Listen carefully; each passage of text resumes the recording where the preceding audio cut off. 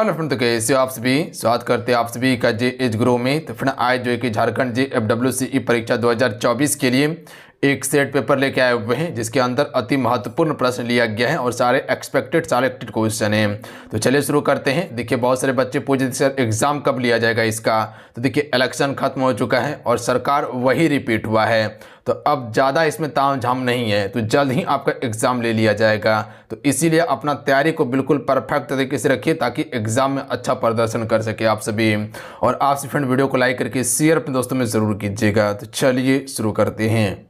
देखिए आप सबको बताना चाहते हैं कि झारखंड JFWCE परीक्षा 2024 के लिए एप्लीकेशन पे प्रॉपर हम क्लास शुरू कर दिए हैं। इसमें आपको मिलेगा क्या क्या ये समझ लीजिए पहले। इसमें आपको टॉपिक वाइज क्लासेस दिया जाएगा, जो कि यहाँ पर बिल्कुल थ्योरी क्लास आपका चलता है, ध्यान दीजिएगा। प्लस में आपको MCQ दिया जाएगा ताकि आप प्रैक्टिस कर सकें। इसके अलावा ई बुक आपको मिलने वाला है सब्जेक्ट वाइज। प्लस में इंपॉर्टेंट नोट्स आपको इसमें मिल जाएगा, इंपॉर्टेंट PDF आपको दिया जाएगा। प्लस में टेस्ट सीरीज भी आपको अवेलेबल करवाया जाएगा ताकि अपनी तैयारी को आपसे जांच सके कि कैसा आपका तैयारी हुआ है लास्ट समय में। ये पेपर 3 के लिए है, ध्यान दीजिएगा आप सभी। और इसके अलावा पेपर 1 में जो आपका हिंदी वाला सेक्शन है वो हम इसी में आपको कंप्लीट करवा देंगे। तो पेपर 1 के लिए भी आप टेंशन फ्री रहिएगा, हिंदी वाला सेक्शन हम कंप्लीट करवा देंगे आप सभी को। तो ये ऑल सब्जेक्ट का आपका पेपर 3 का तैयारी करवाया जाएगा। तो जिसे ज्वाइन करना है जाके ज्वाइन कर सकते हैं। एप्लीकेशन का लिंक डिस्क्रिप्शन में दिया हुआ है, प्लस में कमेंट बॉक्स में पिन कर दिए हैं। अन्यथा डायरेक्ट प्ले स्टोर पे जाके आप सभी जे एज गुरु के नाम से एप्लीकेशन को डाउनलोड करके उसके बाद कोर्स को ज्वाइन कर सकते हैं। तो अगर परीक्षा में 100% सफलता चाहिए तो फटाफट आप सभी ज्वाइन कर लीजिएगा। तो चलिए शुरू करते हैं आज की सेशन को हम सभी। आज का फर्स्ट क्वेश्चन देखिए, पहला क्वेश्चन आपके स्क्रीन पे है कि अमेरिकी संविधान कब लागू हुआ था। अगर इन सेट में किसी भी क्वेश्चन का आंसर पता हो तो अपना आंसर आप सभी नीचे कमेंट बॉक्स में बताते चलिएगा। हर क्वेश्चन के लिए हम 5 से 6 सेकंड का आपको समय देंगे और लास्ट में सभी कमेंट करके बताइएगा कितने स्कोर कर पा रहे हैं आप सभी। राइट आंसर ऑप्शन नंबर यहाँ पर सी हो जाएगा, 1789 में हुआ था। याद रखिएगा आप सभी, कब हुआ था, 1789 में। अगला क्वेश्चन देखिए, क्वेश्चन नंबर 2 है कि अमेरिकी स्वतंत्रता संग्राम में अमेरिका का सेनापति कौन था। देखिए अमेरिकी स्वतंत्रता संग्राम सिलेबस में मेंशन किया गया है। Right answer option number D हो जाएगा, वाशिंगटन। आगे चलकर वाशिंगटन अमेरिका का राष्ट्रपति बनता है, जो कि पहला राष्ट्रपति था। अगला क्वेश्चन देखिए, क्वेश्चन नंबर 3 है कि रूसी निकोलस द्वितीय ने अपना त्यागपत्र कब दिया। तो correct answer option number B हो जाएगा, 2 मार्च 1917 को दिया था। कब दिया था, 2 मार्च 1917 को। ऑप्शन में बी करेक्ट आंसर होगा। अगला क्वेश्चन देख लीजिएगा, क्वेश्चन नंबर 4 है कि कैथोड किरणें पर आवेशित प्राकृतिक होती हैं। कैथोड किरणें जो है इस पर आवेशित प्राकृतिक जो होती है वो किस प्रकार की होती है, ऋण होती है, यानी कि ऋणात्मक होती है। ऑप्शन में सी राइट आंसर होगा, ऋणात्मक होती है, ऋण होगा। अगला है रूसी बोल्शेविक पार्टी का नेता कौन था। चलिए क्वेश्चन 5 का आप सी राइट आंसर बताएंगे, रूसी बोल्शेविक पार्टी का नेता कौन था। तो राइट आंसर ऑप्शन में हो जाएगा लेनिन। याद रखिएगा आप सभी, कौन था, लेनिन था। अगला क्वेश्चन देख लीजिएगा, क्वेश्चन नंबर 6 है इलेक्ट्रॉन का सापेक्ष आवेश क्या है। देखिए इसी प्रकार का क्वेश्चन आपके पेपर में पूछा जाएगा। Right answer option number B हो जाएगा, -1 होता है इलेक्ट्रॉन का सापेक्ष आवेश। अगला क्वेश्चन है क्वेश्चन नंबर 7। चलिए इस क्वेश्चन का आंसर कीजिएगा आप सभी। तुम प्रोटॉन का सापेक्ष आवेश क्या है। तो प्रोटॉन का जो होता है +1 होता है। क्या बताएं आपको, प्रोटॉन का +1 और जबकि इलेक्ट्रॉन का -1 होता है। आइए अगला क्वेश्चन देखिए, क्वेश्चन नंबर 8 है कि इनमें से कौन सी स्वतंत्रता भारतीय नागरिकों को नहीं है। इनमें से कौन सी स्वतंत्रता भारतीय नागरिकों को नहीं मिला है। तो right answer option number B हो जाएगा, सशस्त्र विद्रोह में भाग लेने की स्वतंत्रता। ये भारतीय नागरिकों को नहीं है। जबकि क्या क्या है, तो सरकार की आलोचना की स्वतंत्रता दिया गया है, सरकार बदलने के लिए आंदोलन शुरू करने की स्वतंत्रता है, संविधान में केंद्रीय मूल्यों का विरोध करने की स्वतंत्रता दिया गया है। अगला क्वेश्चन है, इटली में किसने क्रांति लाने की योजना बनाई।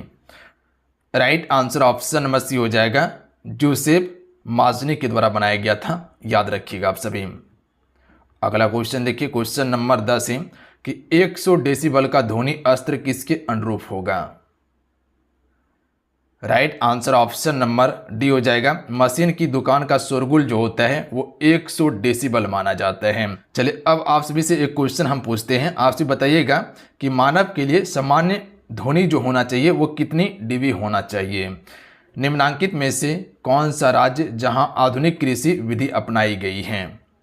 इनमें से कौन सा राज्य है जहां पर आधुनिक कृषि को अपनाई गई है। राइट आंसर ऑप्शन नंबर हो जाएगा ए, पंजाब राज्य में। याद रखिएगा आप सभी, किस राज्य में, पंजाब राज्य में। सबसे पहले हरित क्रांति भी शुरू यहीं से किया गया था और प्रभाव भी यहीं देखने के लिए मिला था। अगला है केनाल किरणें किसका विकिरण पुंज है, किसका किरण पुंज है। राइट आंसर ऑप्शन में हो जाएगा प्रोटॉन का। केनाल किरणें जो होता है ये प्रोटॉन का किरण पुंज होता है। अगला क्वेश्चन देखिए, क्वेश्चन है जर्मनी ने मित्र राष्ट्रों के सामने समर्पण कब किया। देखिए जर्मनी जो आपका दूसरा विश्व युद्ध जो हुआ था इसमें जो है कि इसने समर्पण कब किया था। Right answer option number A हो जाएगा, मई 1945 में समर्पण कर दिया था। तो याद रखिएगा आप सभी, ऑप्शन में ए राइट आंसर होगा। देखिए दूसरा विश्व युद्ध जो है ये आपका 1939 में शुरू होता है और 1945 तक आपका ये युद्ध चलता है। जब जर्मनी ने आत्मसमर्पण कर दिया उसके बाद ये युद्ध समाप्त हो गया था। अगला है हरित क्रांति की मुख्य विशेषता क्या है। राइट आंसर ऑप्शन में हो जाएगा गेहूं तथा चावल में अप्रत्याशित वृद्धि। आपको पता होना चाहिए कि हरित क्रांति जब शुरू किया गया था डॉक्टर एम.एस. स्वामीनाथन के द्वारा, उसके बाद जो है कि सबसे ज़्यादा जो प्रभावित हुआ वो गेहूं और आपका जो चावल है इसका उपज में लगातार वृद्धि हो गया था। अगला क्वेश्चन देख लीजिएगा, परमाणु के नाभिक की खोज किसने की। राइट आंसर ऑप्शन नंबर भी हो जाएगा रदरफोर्ड के द्वारा किया गया था। अगला क्वेश्चन है, क्वेश्चन नंबर 16 है कि भारत का सबसे पूर्वी देशांतर कौन सा है। Right answer option number A हो जाएगा 97 डिग्री 25 पूर्वी देशांतर जो है ये भारत का सबसे पूर्वी देशांतर है। और भारत का सबसे पूर्वी देशांतर क्या है आपका, किवुतु जो अरुणाचल प्रदेश में है। और सबसे पश्चिमी क्या है, सरकरी गुजरात में है। और आपका उत्तरी आप सभी को पता होगा इंदिरा कॉल और सबसे दक्षिणी इंदिरा पॉइंट है। उत्पादन के मुख्य कारक कौन से नहीं हैं। Right answer option number C हो जाएगा बाजार। देखिए बाजार जो होता है ये उत्पादक का मुख्य कारण नहीं होता है, जबकि उत्पादन का कारक क्या है, पूंजी है और भूमि है, भौतिकी पूंजी है और पूंजी, ये सभी जो है कि उत्पादन का एक कारण है, जबकि कारण नहीं है, बाजार नहीं है। अगला क्वेश्चन है क्वेश्चन नंबर 18, कोशिका की खोज कब की गई थी। देखिए कोशिका की खोज रॉबर्ट हुक के द्वारा किया गया और ये आपका 1665 ईस्वी में हुआ था। तो डेट को आप सभी जरूर याद रखिएगा, डेट से क्वेश्चन पूछा जाता है। देखिए जितने भी जुड़े हुए हैं आप सभी क्लासेस को लाइक जरूर कर दीजिएगा। देखिए ये कंटेंट जो आपको प्रोवाइड किया जा रहा है बिल्कुल आपकी न्यूज़ सिलेबस 2024 पर आधारित करवाया जा रहा है, जो अपडेटेड सिलेबस है। और काफ़ी ज़्यादा मेहनत किया गया है इस कंटेंट को तैयार करने में। देखिए मेहनत इसलिए की है ताकि वो चीज़ें आपको दिया जाए जो एग्जाम्स के लिए इम्पॉर्टेंट है, जो एग्जाम में पूछने वाला है। तो आप सभी को लगता है कि अगर हाँ मेरे लिए मेहनत किया गया तो एक लाइक आप सभी ज़रूर कर दीजिएगा और चैनल को सब्सक्राइब करने के बाद घंटी को प्रेस कर लीजिएगा। आप सभी, अन्नपूर्णा प्रणाली कब लागू की गई थी। Right answer option number D हो जाएगा 2000 ईस्वी में। याद रखिएगा अन्नपूर्णा प्रणाली 2000 ईस्वी में लागू की गई थी। मोस्ट इंपॉर्टेंट क्वेश्चन है। अगला है उत्तरांचल, उत्तर प्रदेश, बिहार, पश्चिम बंगाल, सिक्किम की सीमाएं किस देश को छूती हैं। चलिए क्वेश्चन नंबर 20 का राइट आंसर करेंगे आप सभी। तो उत्तरांचल जिसे हम सभी उत्तराखंड कहते हैं, तो इसका right answer option number C हो जाएगा, नेपाल देश की सीमा को छूती है। तो इस प्रकार से भी क्वेश्चन पूछा जाएगा। स्थिति और विस्तार टॉपिक दिया गया है तो वहां से क्वेश्चन आपका पूछा जा सकता है, जो कि मेंशन किए हैं हम। अगला क्वेश्चन है कि ग्रीष्मावकाश में यदि आप कवरत्ती जाना चाहते हैं तो किस केंद्र शासित प्रदेश में आप जाएंगे। तो ये आपको जाना पड़ेगा लक्षद्वीप में। ध्यान रखिएगा आप सभी, कवरत्ती जो है या कावरवती जो है ये लक्षद्वीप की राजधानी है। ऑप्शन में भी राइट आंसर होगा। अगला है जीव द्रव की सर्वप्रथम खोज किसने की। चलिए क्वेश्चन में 22 का राइट आंसर करेंगे आप सभी। तो ये आपका पुरोकज के द्वारा किया गया था, या इसे हम सभी पुरकेंजे के नाम से जानते हैं। अगला क्वेश्चन में 23 देखिए, सिमलीपाल जैव मंडल जो है ये किस राज्य में है। तो इसका करेक्ट आंसर ऑप्शन में से हो जाएगा सिमलीपाल आपका उड़ीसा राज्य में है। कहाँ पे है, उड़ीसा राज्य में है सिमलीपाल। आइए अगला क्वेश्चन है, लक्षित सार्वजनिक वितरण कब आरंभ किया गया। लक्षित सार्वजनिक वितरण जो आरंभ किया गया था ये आपका 1997 में आरंभ किया गया था। कब किया गया था? 1997 में आरंभ किया गया था। अगला है रबड़ एवं मोहगनी का संबंध किस प्रकार की वनस्पति से है? रबड़ एवं मोहगनी का संबंध जो है यह आपका हिमालय उष्णकटिबंधीय से संबंधित है। रबड़ एवं मोहगनी याद रखिएगा, ऑप्शन में ए राइट आंसर होगा। देखिए अगर जिस क्वेश्चन का आंसर पता नहीं हो तो उसे आप सभी याद जरूर करते चलिएगा फ्रेंड, इतना सा हम आप सभी से रिक्वेस्ट करेंगे। कृषि, पशुपालन, वृक्षारोपण, मछली पालन तथा खनन इत्यादि क्रियाएं कहलाती हैं। तो ये सभी क्रिया किसमें देखने के लिए आपको मिल सकता है? प्राथमिक क्रियाएं में। यानी कि जो आप प्राथमिक क्षेत्र देखते हैं, देखिए कुल 3 क्षेत्र है आपका। प्राथमिक क्षेत्र हो गया, उसके बाद द्वितीय, तृतीय, हालांकि चतुर्थ क्षेत्र भी है। प्राथमिक क्षेत्र में जितने भी प्राकृतिक चीजें हैं वो आ जाता है। द्वितीय क्षेत्र में क्या होता है, जैसे कि गन्ना का उपजा हुआ प्राथमिक क्षेत्र में, उसके बाद जैसे उसको मिल में ले जाएंगे तो वो क्या है आपका द्वितीय क्षेत्र के अंतर्गत आएगा, मिल, ध्यान रखिएगा, जो कारखाना है। और तीसरा क्षेत्र में आपका क्या आ जाएगा, जो आपका सेवा क्षेत्र है, जैसे बैंकिंग हो गया, होटल हो गया, ये सभी क्या है, जैसे शिक्षा हो गया, ये सभी सेवा क्षेत्र के अंतर्गत आता है। मानव शरीर की सबसे बड़ी कोशिका है, राइट आंसर ऑप्शन में हो जाएगा तंत्रिका तंत्र की कोशिका। ऐसे अगर पूछा जाए कि सबसे बड़ी कोशिका किसकी होती है तो शुतुरमुर्ग की अंडे की, याद रखिएगा। हालांकि मानव शरीर में पूछा गया तो ऑप्शन में एक करेक्ट आंसर होगा। अगला है भारत के कौन से जीव मंडल निश्चय विश्व के जीव मंडल निश्चयों के लिए जाने गए हैं? तो इसका राइट आंसर ऑप्शन में सी हो जाएगा नंदा देवी और मन्नार की खाड़ी, याद रखिएगा, सी करेक्ट आंसर होगा, नंदा देवी एवं मन्नार की खाड़ी। अगला है पादप कोशिकाओं का रसोई घर किन्हें कहा जाता है? इनमें से किसे हम सभी पादप कोशिकाओं का रसोई घर कहते हैं? तो राइट आंसर सी हो जाएगा हरित लवक को, याद रखिएगा, हरित लवक को हम सभी रसोई घर से नाम से जानते हैं पादप कोशिकाओं का। अगला क्वेश्चन देखिए जो मोस्ट इंपॉर्टेंट है, पीडीएस का पूर्ण रूप क्या है? पीडीएस का पूर्ण रूप क्या है? राइट आंसर सी हो जाएगा सार्वजनिक वितरण प्रणाली, याद रखिएगा आप सभी, सार्वजनिक वितरण प्रणाली डायरेक्ट याद रखेंगे आप सभी, और यही डायरेक्ट पूछा जाएगा। निम्नांकित में से कौन सा वृक्ष की शाखाओं के समान अपवाद प्रतिरूप प्रणाली को दर्शाता है? तो राइट आंसर सी हो जाएगा दुमाकृति, option number C correct answer होगा। क्वेश्चन को समझिएगा कि निम्नांकित में से कौन सा वृक्ष की शाखाओं के समान अपवाद प्रतिरूप प्रणाली को दर्शाता है? तो दुमाकृति दर्शाता है। आइए अगला क्वेश्चन देखिए, क्वेश्चन नंबर 32 है कि जैद और जीवाणु प्रतिरोधक वनस्पति कौन सी है? जैद और जीवाणु प्रतिरोधक वनस्पति जो हो जाएगा ये आपका नीम हो जाएगा। बिल्कुल नॉर्मल कर सकते हैं, इसमें दिमाग लगा के आंसर कर सकते हैं कि जीवाणु का प्रतिरोधक कौन होता है। तो नीम अगर का छाल पीजिएगा तो पता है कि आप सभी को शरीर में आपका खून क्या होगा, मीठा नहीं होगा, और खून मीठा नहीं होगा तो रोग होने का कम चांस रहता है। इसीलिए देखिएगा तो बिहार झारखंड में चिरौता पिया जाता है। अगला क्वेश्चन देखिए, क्वेश्चन नंबर 33 है, हरित क्रांति से क्वेश्चन दिया गया है, क्या हरित क्रांति में भारत जो है कि यानी कि खाद्यान्न के मामले में आत्मनिर्भर बन गया था? बिल्कुल बन गया था। तो यहाँ पर हम हाँ कह सकते हैं, क्योंकि जब हरित क्रांति भारत में आया था तो सबसे ज़्यादा जो प्रभाव पड़ा तो वो आपका खाद्यान्न वाला क्षेत्र में, जैसे गेहूँ हो गया, चावल हो गया, इसके क्षेत्र में वृद्धि देखने के लिए मिला था, और इससे भारत आत्मनिर्भर बन गया था। तो ऑप्शन नंबर इसका डी राइट आंसर होगा। अगला है पादप कोशिकाओं के सबसे बाहरी आवरण को क्या कहते हैं? जो पादप कोशिका आपसे देखते हैं, पादप मतलब क्या बोले, प्लांट के बारे में बात किया जाए तो इसके ऊपर में आपसे एक छाल देखते हैं तो इसे हमसे कोशिका भित्ति कहते हैं, जो कि इसकी रक्षा करता है। ऊपर में कुछ भी कर दीजिएगा, डंडा मारिए, कुछ भी मारिए, कोई दिक्कत नहीं होगा। और उसके बाद कोशिका झिल्ली इसके अंदर में रहता है, जबकि आपका जंतु कोशिका में सिर्फ कोशिका झिल्ली ही पाया जाता है। तो याद रखिएगा डी करेक्ट आंसर होगा। कोशिका भित्ति जंतु कोशिका में नहीं होता। किस राज्य में वनों का क्षेत्रफल सबसे अधिक है? देखिए अगर वन का क्षेत्रफल की बात किया जाए तो एमपी में सबसे अधिक वन है, याद रखिएगा, और सबसे कम कहाँ पे है? हरियाणा में। हरियाणा में सबसे कम है, पर ऑप्शन में नहीं दिया गया है। तो राइट आंसर ऑप्शन के हिसाब से ये हो जाएगा नागालैंड।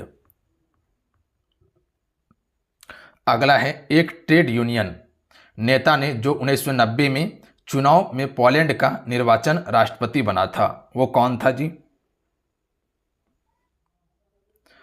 लेक वालेस था, ऑप्शन में बी राइट आंसर होगा। अगला क्वेश्चन है, निम्नांकित में से कौन सबसे अधिक श्रम आधारित क्षेत्र है? इनमें से कौन सा एक क्षेत्र है जिसमें सबसे अधिक कार्य किया जाता है, यानी मेहनत किया जाता है, यानी श्रम किया जाता है? तो ये आपका कृषि वाला क्षेत्र हो जाएगा। सबसे अधिक श्रम इसमें होता है, यानी कि मेहनत किया जाता है किसान के द्वारा। अगला है, एक दीर्घकालिक रोग कौन से हैं? एक दीर्घकालिक रोग जो है इनमें से कौन से हैं? राइट आंसर ऑप्शन में सी हो जाएगा मलेरिया। आइए अगला क्वेश्चन देख लीजिएगा, किस राज्य में भूमि सुधार के उपयोग से गरीबी कम करने में मदद मिली है? Right answer option number C हो जाएगा पश्चिम बंगाल राज्य में। याद रखिएगा आप सभी, किस राज्य में? पश्चिम बंगाल राज्य में। आइए अगला क्वेश्चन है, FCI का पूर्ण रूप क्या है? मोस्ट इंपॉर्टेंट क्वेश्चन है, बताइएगा आप सभी। FCI का पूर्ण रूप क्या है? तो राइट आंसर सी हो जाएगा खाद्य सुरक्षा विभाग। याद रखिएगा आप सभी, खाद्य सुरक्षा विभाग। हिंदी में डायरेक्ट इसी प्रकार से क्वेश्चन पूछा जाएगा। निम्नांकित में से कौन सा देश लोकतांत्रिक देश है? इनमें से कौन सा देश जो है एक लोकतांत्रिक देश है? तो संयुक्त राज्य अमेरिका एक लोकतांत्रिक देश है। पाकिस्तान और जिम्बाब्वे ये लोकतांत्रिक देश नहीं है। अगला क्वेश्चन है, पेचिश रोग का कारण क्या है? यानी कि किसके कारण से पेचिश रोग होता है? देखिए, ना जीवाणु, कवक, विषाणु ये सभी से नहीं होता है पेचिश रोग, ये परजीवी के कारण होता है। याद रखिएगा आप सभी, किसके कारण? परजीवी के कारण होता है। Option number D right answer होगा। अगला क्वेश्चन देखिए, क्वेश्चन नंबर 43 है कि इनमें से कौन से मौलिक अधिकारों के उपयोग का उदाहरण नहीं है? यानी कि इनमें से कौन सा एक मौलिक अधिकार का उपयोग का उदाहरण नहीं है? राइट आंसर क्या हो जाएगा इसका? ऑप्शन नंबर सी, बच्चों द्वारा माँ बाप की संपत्ति विरासत को पाना, ये मौलिक अधिकार आपका नहीं है। यानी कि बच्चों के द्वारा जो माँ बाप का संपत्ति होता है, जो विरासत होता है, इसको पाना ये मौलिक अधिकार नहीं है आपका। है क्या क्या? बिहार के मजदूर का पंजाब के खेत में काम करना, ये आपका मौलिक अधिकार है। ईसाई मशीनों द्वारा मशीनरी स्कूल की श्रृंखला चलाना, ये भी है। सरकारी नौकरी में औरत और मर्द को समान वेतन मिलना, ये भी आपका एक मौलिक अधिकार के अंतर्गत आता है। अगला है, लोकसभा के लिए अनुसूचित जाति के लिए कितने सीटें आरक्षित हैं? राइट आंसर ऑप्शन में ए हो जाएगा 79 सीट है। याद रखिए। अगला क्वेश्चन है, चुनाव किस प्रकार का लोकतांत्रिक बनता है? चुनाव किस प्रकार का लोकतांत्रिक बनता है? ये सभी प्रकार का, यानी कि चयन का अधिकार का, चयन की स्वतंत्रता एवं निष्पक्ष चुनाव का बनता है। तो option number D right answer होगा। अगला है, भारत में प्रत्येक मतदाता को कितने मत डालने का अधिकार है? तो देखिए, भारत के प्रत्येक मतदाता को मात्र में एक ही मत डालने का अधिकार है। अभी जैसे लोकसभा का चुनाव हुआ तो उसमें सिर्फ आप एक ही मत डाल सकते हैं। ऐसा नहीं कि आप 2-4 मत जाके डाल दीजिएगा, ऐसा नहीं होता है। उसे हम सभी क्या कहेंगे? बोकस कहेंगे। अगला है, किस प्रकार की जनसंख्या अर्थव्यवस्था की परिसंपत्ति है? यानी कि इनमें से किस प्रकार की जनसंख्या जो है वह अर्थव्यवस्था की एक परिसंपत्ति मानी जाती है? राइट आंसर ऑप्शन नंबर क्या हो जाएगा? ए, शिक्षित एवं स्वस्थ जनसंख्या जो है ये अर्थव्यवस्था की परिसंपत्ति मानी जाती है। अगला क्वेश्चन है, चलिए इस क्वेश्चन का आंसर कीजिएगा। BPL कार्ड किसको दिया जाता है? राइट आंसर ऑप्शन में से हो जाएगा, निर्धनों में भी जो निर्धन लोग होते हैं उसको BPL कार्ड दिया जाता है। निर्धनों में जो निर्धन होते हैं। अगला है, मानव पूंजी किसका घोतक है? मानव पूंजी जो है ये किसका घोतक है? निपुणता एवं उत्पादक ज्ञान भंडारण का घोतक है मानव पूंजी। ऑप्शन में भी राइट आंसर है। अगला है, भारत में बेरोजगारी अधिक होने का मुख्य कारण क्या है? भारत में जो बेरोजगारी सबसे अधिक आपको देखने के लिए मिलता है, ये कारण क्या है? अशिक्षा है, अस्वास्थ्य है और गरीबी, ये सभी मुख्य कारण है बेरोजगारी का भारत में। तो डी करेक्ट आंसर होगा। अगला है कि भारत के किस राज्य की न्यूनतम प्रति व्यक्ति आय है? देखिए, यहाँ पर अगर क्वेश्चन पूछा जाए कि अधिकतम किस राज्य का है तो वो गोवा राज्य का है। याद रखिएगा, गोवा का अधिकतम है, जबकि न्यूनतम की बात किया जाए तो ये आपका बिहार राज्य का हो जाएगा। दोनों फैक्ट को याद रखिएगा। अगला है, बफर स्टॉक क्या है? बफर स्टॉक क्या है? राइट आंसर ऑप्शन में हो जाएगा, सरकार के द्वारा अधिप्राप्त अनाज का भंडार। ये जो है कि बफर स्टॉक है। ऑप्शन में ए राइट आंसर होगा। याद रखिएगा, ऐसा ही क्वेश्चन आपके पेपर में पूछा जाएगा। अमेरिका के प्रथम राष्ट्रपति कौन थे? तो जैसे कि आपको बताए थे कि अमेरिका का पहला राष्ट्रपति जॉर्ज वॉशिंगटन बनता है, यानी कि ए राइट आंसर हो जाएगा। सप्तवर्षीय युद्ध किन दो देशों के बीच हुआ था? तो देखिए, सप्तवर्षीय युद्ध जो हुआ था ये आपका ब्रिटेन और फ्रांस के बीच में हुआ था, यानी कि option number C right answer हो जाएगा। तो चलिए आज कितना ही